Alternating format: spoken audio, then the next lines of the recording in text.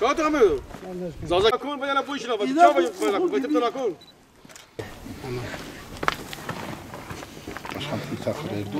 Seni göstermiyor. Bu arada o çöken bir sokağı var. Ramazan abi.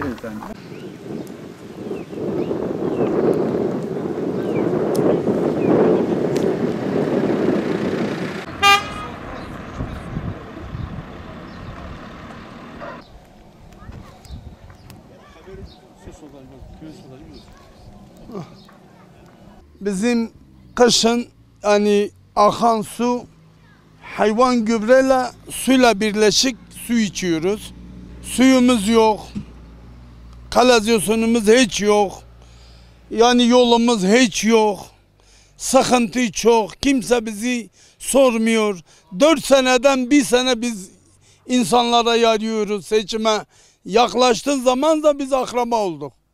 Seçim bittiği zaman bir akraba değiliz. Hani seçimden seçime biz lazım oluyoruz. Kimse ilgilenmiyor. Ne diski, ne belediye, ne kaymakam, ne emniyet amiri hiçbirisi ilgilenmiyor. İlgilense halimiz böyle olmazdı. Temmuz ayında biz tankeri bağlıyoruz, gidiyoruz, haklarda su alıyoruz. Bunu su eğer devlet destek vermemiz lazım bize. Belediye el atması lazım.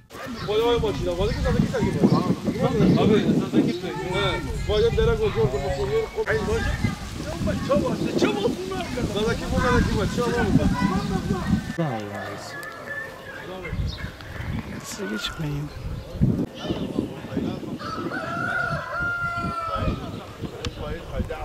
Abi en büyük sorunu buranın suyu yok. Bak 2 kilometre kazadan uzağız. Bizim suyumuz yok. Yeraltı yok, hiç yok. Yani ne diyeyim, hiçbir şey yok ki köyden, ne diyeyim yani.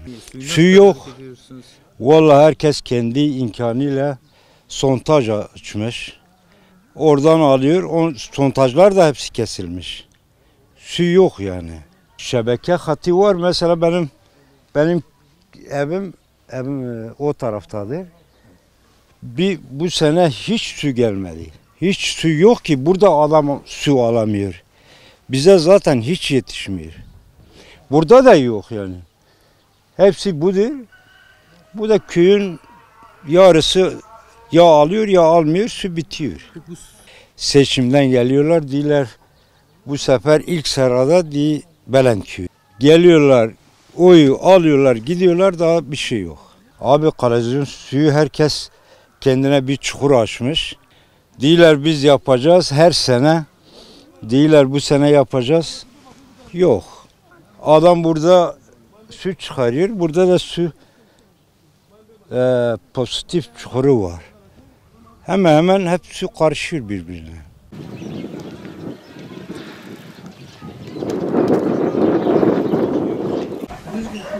Yani seni yapacağın işin 970.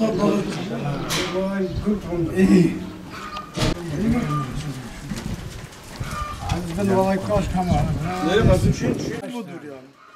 Biz böyle yaşıyoruz. Devlet de lüks yerlerde, villalarda yaşıyor. O oy gelince hemen oy bize verin.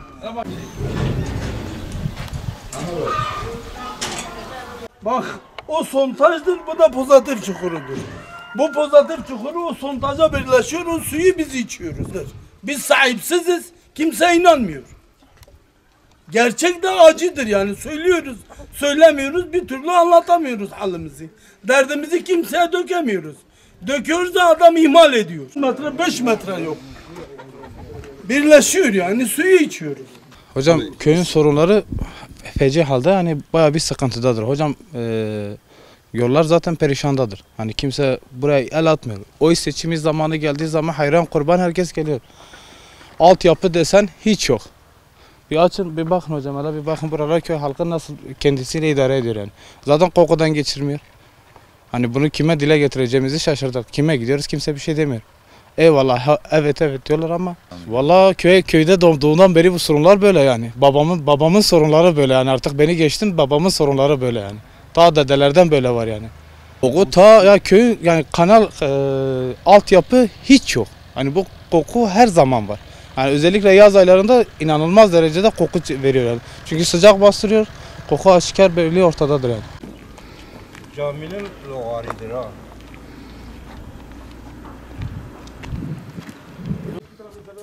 Hocam kolay gelsin. Allah razı olsun abi, hoş geldin. Hocam nereden? Hani buna bir çözüm şart yani. Anken ke eta mavac çavara kon ana pislik cumi komple mava dev komple iteriyen şun. O en merdum itara kon. Peki çavara kon. Yani ana buyra ki çava itara kon. Yani iyi bir itara kon ana va. Yani hem sağlık insanları. Mavac maperi tan neva gede pir nevaş kon sebe iniyor. Vallahi her sebe in itat nevaş kon. Bu ana ava pis mavacın pislik tıp iteriyen şun.